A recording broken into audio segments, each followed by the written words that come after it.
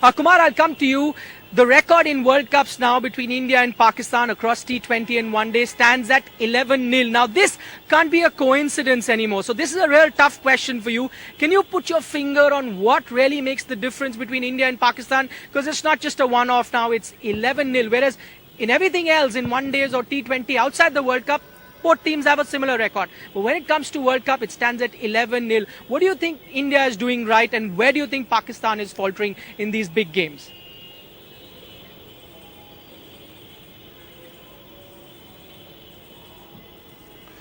Well, I think India always comes into a tournament or plays a tournament in a very settled manner.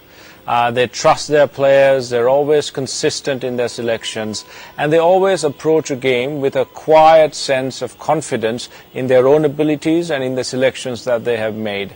When it comes to Pakistan, they of course usually come into many tournaments quite unsettled, with a lot of controversy or with a lot of doubts over selections, and there seems to be a lot of talk even within the team and around the team, even by the management at times, raising question marks as to, well, do they have the best personnel, the best team, or the best approach coming into a World Cup? When it comes to a crucial match where the rivalry is at an all-time high, where the stakes are extremely high, India seems to be able to control their emotions and thereafter control their execution to such a manner that they seem to play the better cricket. Pakistan, whenever they play India, seems to be quite unsettled. The strategy seems to be a bit all over the place. You can see it today in the way that they left out a strike spinner or a main spinner.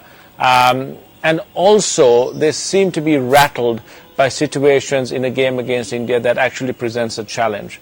And I think when you take all of that into consideration, India seems to be a very mature side in World Cup cricket, whereas Pakistan, no matter how experienced the side is or how many experienced players they have in that side, when facing India in a World Cup, seems to be a lesser side. Today, I think it seemed a little bit tougher for India, maybe at the start, because of the pitch. But other than that, the Pakistan team that turned up today, and maybe the way they played, the way they approached their batting, their team selection, and their overall play was quite below par when it comes to trying to beat a team like India.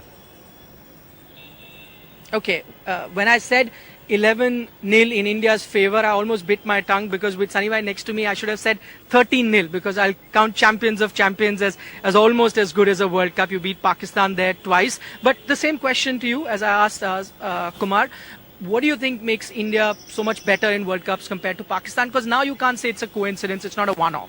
I think India actually turn up on the day and play a lot better cricket than Pakistan does. That's probably the simplest answer. But Pakistan tends to, in World Cup at least, tends to sort of freeze. And if you saw the opening batting today, yes, so there was turn in the pitch, but they were not even trying to work the singles. And I think they froze. That the opening is so important, and they didn't quite get the thrust at the start which they wanted. Towards the end, when Shoaib Malik and Umar Akmal came and got them those runs. Otherwise, at one stage, it looked as if they won't even reach three figures. So I think the opening was very important, but it looked to me as if they had frozen.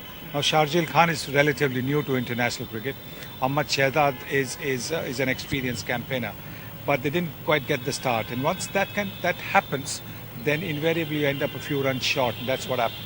And you look at all the performances in the World Cup, at crucial moments, India have produced that little bit extra, while Pakistan at crucial moments have actually looked the other way. And I think if you don't look the opponent in the eye, then you're always not going to be able to win. And I think Pakistan looks away at crucial times away from India. Okay. Now, of course, India has won, so we are talking in praise of India, but there's always room for improvement. So we'll look at a few critical points as well in the game today. And I'll go across to Kumar for that. Couple of things that really stand out when India were fielding. We saw how the pitch was turning. Many were questioning why not give a couple of overs to Yuvraj Singh. We know that he can turn the ball a lot. R. Ashwin, who was bowling really well, didn't finish his quota of 4 overs. These two decisions, did they surprise you as well, watching the game on TV?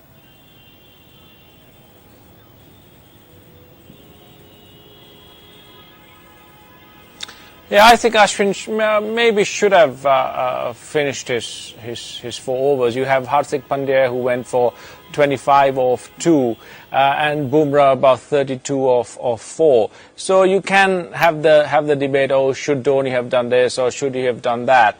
But at the end of the day, I don't see at any point of time that India lost control of their bowling. I think Pakistan allowed India to play around with their bowlers and actually stick to a formula that Dhoni was comfortable with. As Sunilji said, the openers, the way they started, the way they approached, no bowler was really put under pressure, even though at the end you had a couple of the Pakistani batsmen in Malik and Umar Akmal and maybe Shafraz Ahmed coming in and striking at about 130 or 120.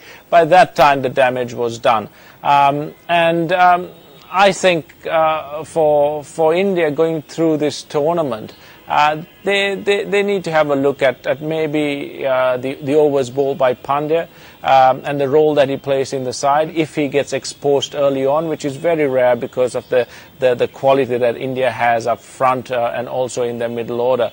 And at the same time, how they'll play as the tournament progresses. If Ashwin is not very successful in that first 6, and if Bumrah doesn't deliver at the back end. But these are all questions that the Indian team has answered quite solidly and firmly leading up to this World Cup. So I think they, like I said, play a settled brand of cricket. They're very confident in that brand and in themselves. So I think having come back from a loss, the way they have done here, and the way the bowlers and the batsmen have stepped up, India is on a very, very good, solid wicket to go through and challenge Australia for a semi-final berth. But who knows? It's T20 cricket, everything's still open. Okay, we're running out of time, but Saiba, one question to you. You spoke about how Pakistan may have misread the pitch by not picking a spinner. Could I ask you the same question about India? Because many would say Harbhajan Singh sitting on the bench on this track, maybe not every track, could have played ahead of someone like a Pandya? No, I don't think so. I think they had the right balance because, Hardik Pandya is a kind of person, cricketer. The potential is enormous. But even if he gives 25 runs, look at the catch he took. He could have got those 25 runs in about eight deliveries. So I think my honest advice to the Indian team is don't tinker too much. You've kept with the same combination for a long, long time. Sometimes great players, and Harbhajan Singh is a great player, great off-spinner. Sometimes you've got to sit out.